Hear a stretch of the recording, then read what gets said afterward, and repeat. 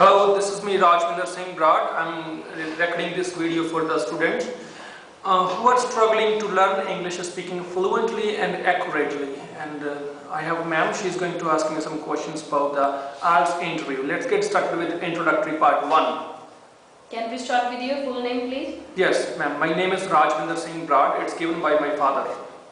What is the significance of your name? Well, my name consists of two words, Raj and Winder. Raj means to rule, Winder refers to a successful achiever. Okay. Why do some people change their names? People eventually get their names changed for some kind of specific reasons, like after getting married or migrating to the other countries. Could you talk about yourself? My name is Rajwinder Singh. I hail from a village, Komatikala, which is situated in district Bathinda. I belong to a nuclear family consisting of 4 members, including myself, and I have one sibling. I recently finished with my secondary education from Punjab School Education Board, Mohali, and currently I am preparing myself to study further in Canada.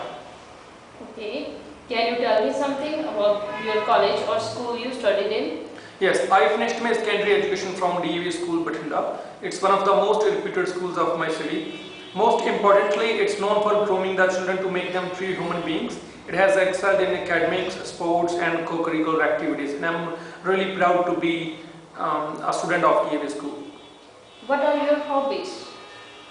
I pursue several hobbies depending on my mood. For instance, I really enjoy working out at gym because it burns extra calories.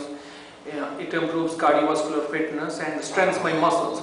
I consider gym to be the best exercise for me because I believe it abstains me from several deadly diseases. Okay. And I also love hanging out with my friends, and they are the people who stand with me through every thick and thin, and I think they play a significant role in my happiness. Okay. What kind of places do you like to visit? Being an Indian, I have same taste in visiting places as others. I usually go to close like temple, gardens, stadiums. However, I have always been fascinated by natural sights like incredible mountains and landscapes. And the reason why do I like mountains most is because I get a chance to try out the adventurous activities like mountain trekking, river rafting and bungee jumping. Okay. How did you spend your childhood? Well, my childhood was the golden period of my entire life. I spent most of it in my village and going to school. I still remember playing with neighborhood children, mourning for chocolates and complaining to my parents to buy me the new toys.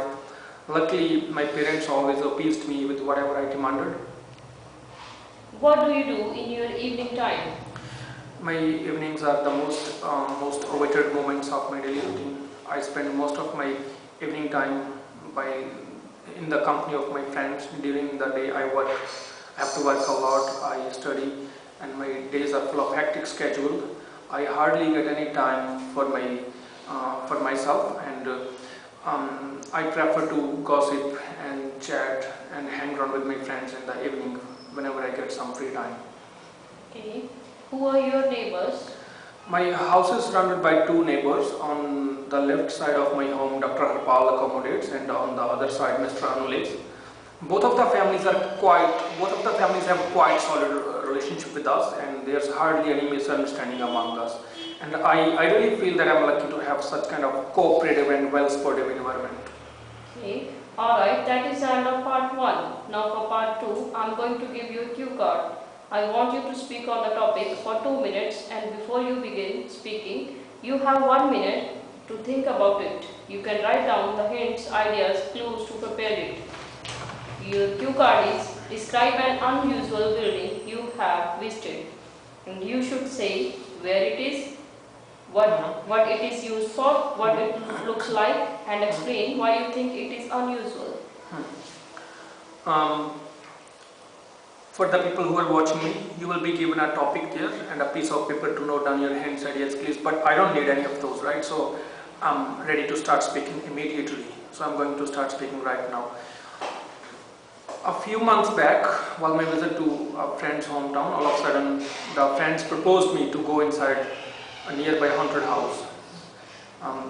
He explained me all about the building, which is situated in a village. It's 100 years old, and once before I was told about the building is haunted by ghosts. I didn't believe at first, but later on they challenged me to visit it at the night. Some of my friends advised me not to experience it, though I was brave enough to go in the building at the night time. The whole day passed. I reminded my friends to take me to the place. It was an incredible view of the crack-made building in the decimating condition. I gathered my courage to step in the building. However, I was quietly scared looking at the dank walls. There was no light, and I had carried a torch along with me and a still camera to shoot images for the later on. Okay. The whole inside scenario of the building was captivating and looked horrendous at the same time. I had figured out that the building was non-residential and had been evacuated for many decades. I tried capturing photos with my camera. Somehow the camera didn't work, which even horrified me even more.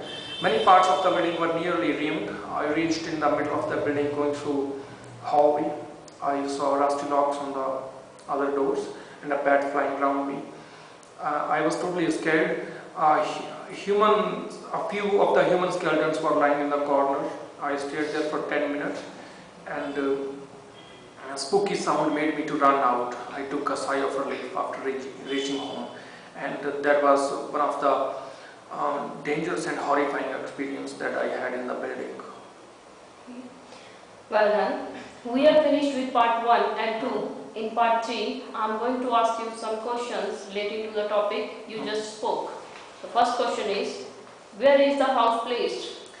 My house is situated in an old village called Pucho, which is, I reckon, 20 kilometers far from Bathinda. Okay. How many friends accompanied when you were visiting? We were all together 4 friends, and one of them was my cousin. Okay.